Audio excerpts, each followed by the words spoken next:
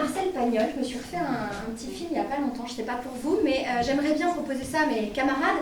Est-ce que vous pouvez me donner le titre d'un film de Pagnol qui n'existe pas? Et oui, sinon, ça existe déjà. L'arbre du jardin. L'arbre du jardin. En hommage à Pagnol.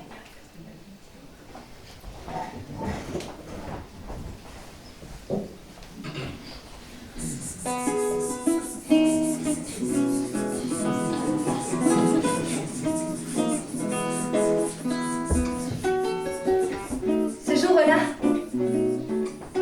Henri était venu me voir dans le jardin de ma grand-mère.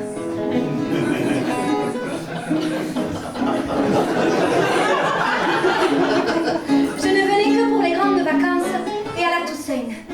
Lorsque les cloches sonnaient, Henri et moi, on courait jusqu'à l'église quand on avait à peine 3 ans. Mais là, on a grandi, et du haut de nos 15 ans et demi, Henri me regardait bizarrement. Et moi, c'est Henri. Quand j'avais 3 ans, on pouvait courir facilement. Mais je me suis fait mal à la jambe. Maintenant, j'ai mal extrêmement mal, je ne peux plus courir. Et j'ai 15 ans et je ne peux plus courir. Alors qu'est-ce que je cours? Je ne peux plus courir. Je cours les filles? Ou je cours derrière le ballon? Je ne peux plus courir derrière le ballon. Oh, Henri! Je pense que je n'aurai pas le courage d'atteindre les pommes du haut. Dis, tu me ferais la courte échelle? Oh, comme je suis bête! Je viens de te demander ça à toi! Excuse-moi, Henri! J'ai pas pensé! Excuse-moi! Comme je suis mauvaise! Écoute, Toinette. Je l'avais oublié, ta jambe folle! Je l'avais simplement oublié! Mais c'est pas grave, moi je l'oublie aussi de temps en temps.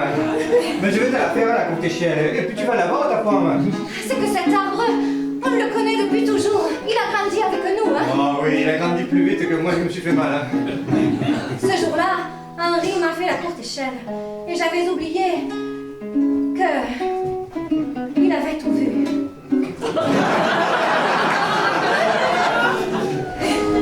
Il avait sûrement regardé pendant tout le temps où je cueillais les pommes. Et moi, je lui parlais. Je lui racontais des choses de ma vie à la ville. Et lui, il regardait. Oh, dis, je tiens un petit peu, mais... dépêche-toi. Je vois beaucoup de choses d'ici. Et moi aussi, je vois la montagne et les chèvres. Moi, je vois la forêt et les vallons.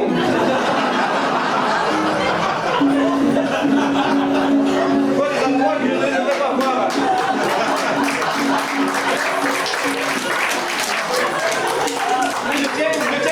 Je tiens, et tu peux compter sur moi. Je redescends, Henri.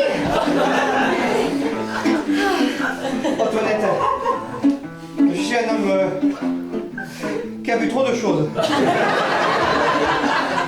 Dans le village, on va se moquer de moi, on va dire Henri, tu es un mauvais, tu regardes sous les jupes des filles, tu vois bien ce que tu fais. Monsieur le curé va me tasser sévèrement, il va me mettre une rousse, je le sens. Je réalisais ce jour-là que j'avais mis Henri dans l'embarras. Soit il parlait, il était puni, soit il ne disait rien et notre amour était impossible.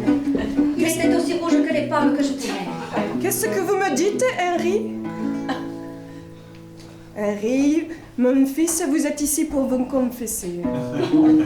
Monsieur le curé, je suis un pécheur. J'ai eu des pensées impures à cause des visions impures. Tout ça, c'est pas de ma faute. Henri, C'est de la faute de l'arbre dans le jardin. en quoi c'est-il la faute de l'arbre dans le jardin? Vous avez dit vous-même, lors de la dernière homélie, Oui. qu'il y avait un arbre dans la Bible qui avait tenté tout le monde. L'arbre? Au tout début, à la Genèse. Oui. Et bon, cet arbre, je pense qu'il est dans notre village. Qu'est-ce que tu dis? Parce que je suis Adam et je dirais pas son nom, mais il y a une Ève et... Tu veux dire qu'il y a un arbre maudit dans le village? Oh oui, ça je pense, monsieur le curé. Tu veux dire que le village aurait été touché par un Satan? Sans les satins.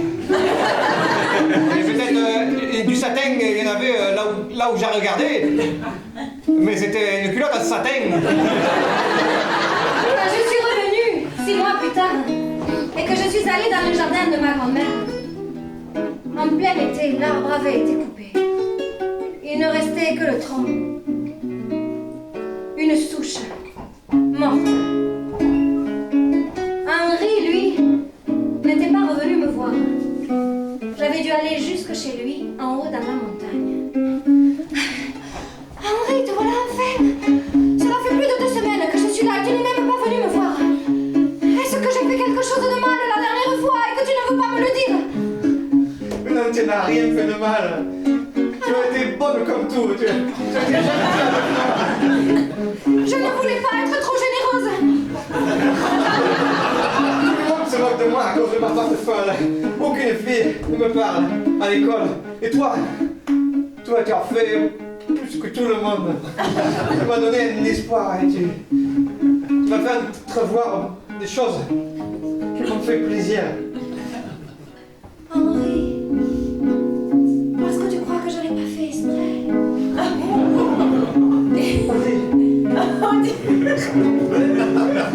Makéou, c'était une tentation, là, ce que tu m'as fait. C'était plutôt une proposition. Tu sais, le curé, il a dit à Saint-Antoine dans le désert, il s'est fait tenter. Moi, je veux pas être Saint-Antoine tenté. Alors, je l'ai coupé, l'arbre. Je l'ai coupé. C'est toi qui as coupé l'arbre. L'arbre au fond du jardin de ma grand-mère. Oui, c'est moi qui ai coupé l'arbre. Mais tu n'étais pas obligé. Mais je voulais pas. C'est le curé qui m'a demandé de le couper. Alors on en replantera un autre. Et sous cet arbre, on fera vivre notre amour.